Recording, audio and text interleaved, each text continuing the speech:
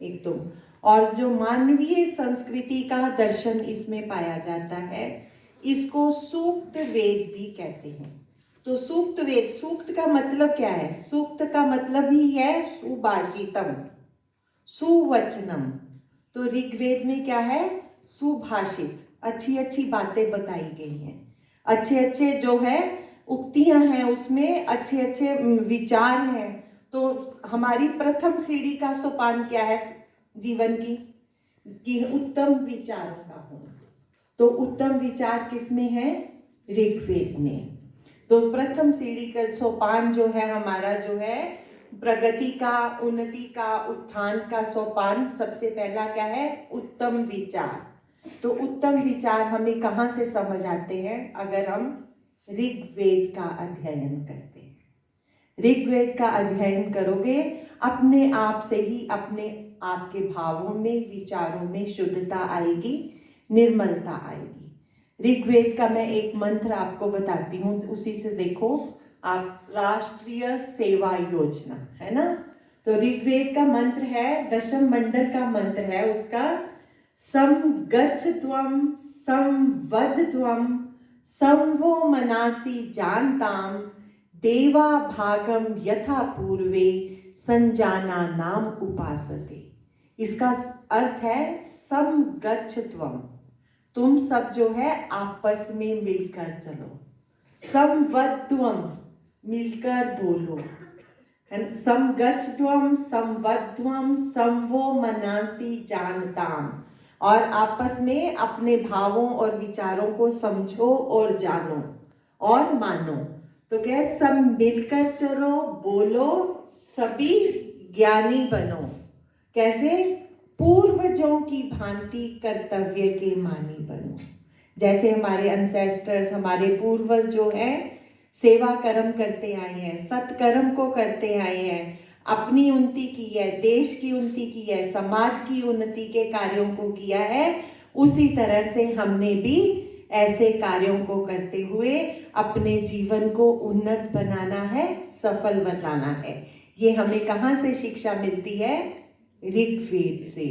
इसलिए कहते हैं कि वेदों का पढ़ना, पढ़ाना, सुनना, सुनाना सब आर्यों का परम धर्म है। आर्य कहने का मतलब यहाँ आर्य समाज से ही नहीं है। आर्य कहने का मतलब ये है कि जो श्रेष्ठ पुरुष है, जो महान पुरुष है, जिसके भावों में शुद्धता है, जिसके विचारों में शुद्धता है, जिसमें निर्मलता है, प्योरिटी है, और वो क्या है? अपने उत्थान के लिए भी कार्य में रत है, समाज के उत्थान के कार्य में भी रत है, और देश के उत्थान के कार्य में भी रत है। राष्ट्रीय सेवा योजना में आना यही परम कर्तव्य है कि हम जो है अपनी संस्कृति को जाने, अपनी संस्कृति को पहचाने, और पहचानने तक ही ना रह जाए, उसके बाद उसके अनुसार व्यवहार भी करें। तो ये तो हमारा ऋग्वेद है ना। अभी तो मैंने पहला वेद ही बताया है। दूसरा वेद है हमारा यजुर्वेद। जो यजुर्वेद है बच्चे, इससे इसे सत्य कर्म वेद भी कहते हैं। इससे हमें जो है सत् कार्यों की ओर जाने की प्रेरणा मिलती है। इसमें हमें उत्तम कार्य करने की प्रेरणा मिलती है। तो ये मनुष्य की दूसरी उन्नति का सोपान, सीढ़ी कौन सी हुई? सोपान बोलते हैं सीढ़ी को। पहली सीढ़ी तो आपकी है उत्तम विचार, दूसरी सीढ़ी आपकी क्या है? उत्तम कर्म। उसके भी मैं 2 मंत्र आपको बता देती हूँ, उसी से आप विचार समझते जाओगे बच्चे। यजुर्वेद की माध्यंदिनी शाखा का 40वां अध्याय है, वो है ईशोपनिषद। ज्यादा विस्तार से नहीं बताऊंगी, थोड़ा थोड़ा बताती जाऊंगी। तो उसमें जो है पहला ही मंत्र है, पहले मंत्र में कहा गया है ओम ईशावास्यम इदम यत् किंच जगत्याम जगत तेन त्यक्तेन भुंजिता मा गृदः कस्य स्वीधनम। कितनी बड़ी बात कही गई है। देखो, इस संसार में हमने जन्म लिया है ना, इस सृष्टि में हम आए हैं। इस सृष्टि को रचने वाला कौन है? और हमने यहाँ जन्म लिया है। तो यहाँ बताया उसमें कि इस संसार में जगत्याम, जगत्याम का मतलब है जगत में। फिर उन्होंने बोला जगत, जगत means living non living things, जड़ चेतन पुरानी समुदाय। यत किंच, जो कुछ भी है, ईशावास्यम, ईश के द्वारा बसाया जाने योग्य है। ठीक है, इस सृष्टि में वो ही हमें भेजने वाला है, तो ईश के द्वारा बसाया जाने योग्य है। इसलिए कहते हैं तेन त्यक्तेन भुंजिता, इसलिए त्याग भाव से भोग करो। हमने कोई स्वार्थ भाव नहीं लाना, कोई लालच नहीं लाना, कोई दुष्ट प्रवृत्ति अपने पास नहीं आने देनी। तो कहा है त्याग भाव से भोग करो। क्यों? माँ गृधः, ये भी कहा है गीत की तरह नहीं बनना, लालच नहीं करना। माँ गृधः, लालच मत करो। क्यों? कस्य स्वीधनम, ये धन किसका? सारा धन यही रहना है, किसी ने साथ नहीं ले जाना। बहुत ज्यादा बीमारी आ जाए, करोड़ों रुपया ये होगा, हो सकता है कि उस धन से बच सकते हो, है ना? तो ये धन किसका? इसलिए जीवन मिला है तो सत् कार्यों को करने के लिए। वहीं दूसरा मंत्र स्पष्ट रूप से कह दिया है, कुर्वन् एव इहि कर्माणि जिजीविषे शतम समा एवं त्वयि न अन्यथेतो अस्ति करम न करम लिप्यते नरे। कुर्वन् एव कर्माणि, कर्मों को करते हुए 100 वर्षों तक जीने की इच्छा कर। जो इंसान जो है इस संसार में निस्वार्थ भाव से, निष्काम भाव से, किसी छल कपट के बिना संसार में कर्म करता है ना, उसकी आयु 100 वर्ष तक होती है। इसलिए कहा है कर्मों को करते हुए 100 वर्षों तक जीने की इच्छा कर। एवं त्वयि न अन्यथेतो अस्ति, और इसके अलावा और कुछ है भी नहीं है। इसके अलावा कुछ है? इंसान आया, उसने कर्म करना है, तो क्यों ना हम समझदार बनकर अच्छे कर्म करें, क्यों ना हम सत्कर्म करें। इसीलिए कहा है एवं त्वयि न अन्यथेतो अस्ति न कर्म लिप्यते नरे। मनुष्य जो है उन कर्मों में लिप्त हुए बिना ही सत्कर्मों को करते हुए अपने जीवन को 100 वर्षों तक जीने की इच्छा करता हुआ कर्म करे। क्लियर? तो ये हमें किसने बताया? यजुर्वेद ने। और ये वेदों, ये हमारी सफलता की, उन्नति की कौन सी सीढ़ी है? दूसरी सीढ़ी है। तीसरी सीढ़ी है सामवेद। सामवेद का अर्थ ही, साम का अर्थ ही है आत्मिक शांति देने वाला। तो इसमें क्या है? सामवेद का मुख्य विषय ही क्या है? भगवान की उपासना करना। भगवान की उपासना करने से क्या होगा? आत्मिक शांति भी होगी, परम आनंद की प्राप्ति भी होगी। इसमें भी बच्चे बहुत बड़ी बात है कि हमने जब जीवन लिया है, जन्म लिया है ना, तो इसमें हमने दोनों विद्याओं को ग्रहण करना है।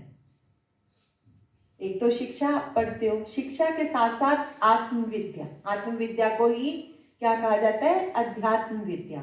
अध्यात्म विद्या होगी तो आप संस्कृति को मानोगे ना, आप में भावों में शुद्धता होगी, विचारों में शुद्धता होगी। नहीं तो कहते ये जीवन उस लंगड़े की तरह है जिसको एक पैर से चलना पड़ता है।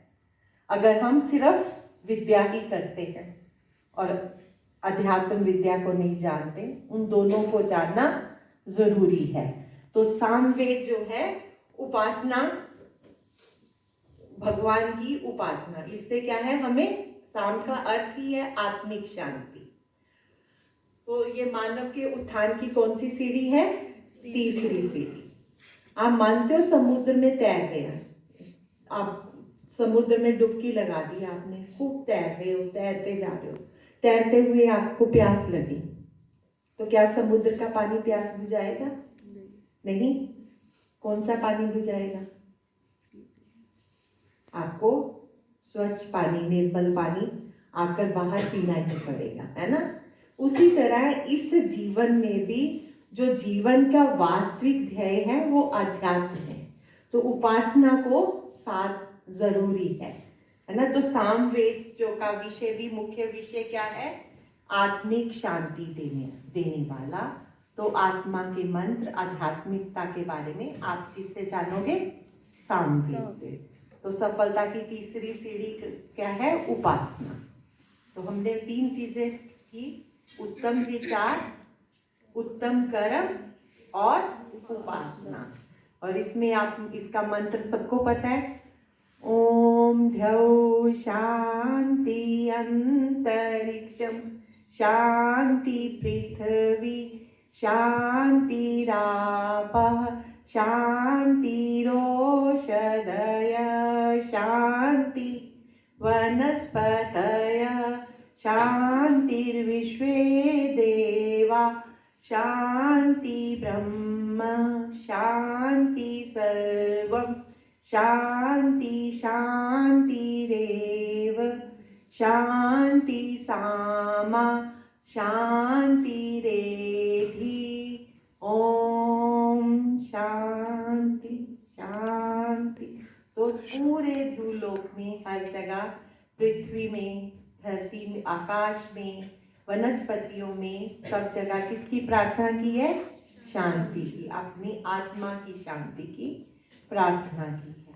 तो सामवेद चौथा है आपका अथर्ववेद। अथर्ववेद क्या है? आप जब बच्चे पढ़ाई करते हो तो पढ़ाई की मम्मा क्या कहती हैं?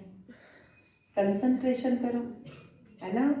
पढ़ाई कब आती है? टीचर्स क्या कहती हैं कि स्टडीज की और कंसंट्रेट करो, तभी समझ आएगा, तभी पढ़ पाओगे, तभी पास होगे, उत्तीर्ण होगे। अथर्व का अर्थ ही ये है, समता, निश्चलता, अपने मन पे नियंत्रण रखना। वो क्या है? अथर्ववेद। तो अथर्ववेद में हम ब्रह्म विद्या भी पढ़ते हैं, नाना विद्याओं को, विविध विद्याओं का अध्ययन कहाँ से करते हैं? अथर्ववेद से। इसीलिए कहते हैं वेदो अखिलो धर्म मूलम। वेद जो है वो समस्त धर्मों का मूल है। क्लियर हुई ये बात आपको? है ना? तो मनुष्य की उन्नति का चौथा सोपान क्या है? अथर्व। अथर्व मीन्स समता, समता होना, निश्चलता होना। और उसमें क्या है? निश्चलता मतलब स्थित प्रज्ञ होना, बुद्धि का स्थिर होना। कछुआ देखे, कछुआ चल रहा है, सारे अंग करता है, और कभी किसी समय क्या करता है? अपने सारे अंगों को समेट लेता है। वो उस समय वो क्या है? समता। उस समय क्या है? स्थित प्रज्ञता, हमारी बुद्धि का स्थिर होना।